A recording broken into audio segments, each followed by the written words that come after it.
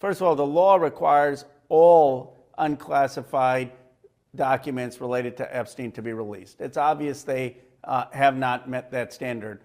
Blanchard himself admitted that they only are releasing a few 100,000 documents, and the rest of the documents they will be releasing in the weeks ahead.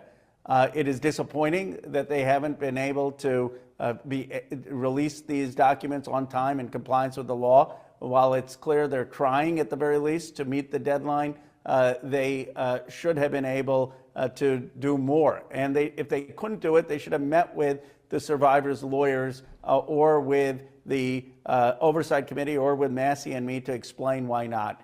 But at this point, what we need is a clear timeline of when the rest of the documents will be released and an explanation for why they did not release all of them today. The second thing is that some of the documents, I've just been scanning them, have very heavy redactions. This including documents for which judges ordered released, like the grand jury testimony in New York. They owe the Congress and the American public an explanation for every redaction.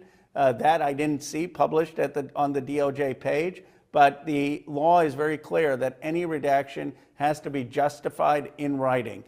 They need to do that.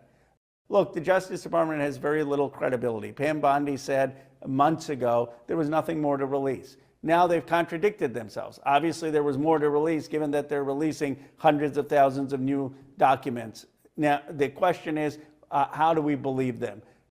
We know from the survivors' lawyers who've seen a lot of the files what are the key documents. Obviously, we can't be sure if it's fully comprehensive, but there are a lot of survivors' lawyers who've seen many of the key documents. There are many survivors and survivors' lawyers who know some of the other rich and powerful men who were on Epstein's rape island, who want those names out there, who know other men who trafficked in women or in some cases even abused women.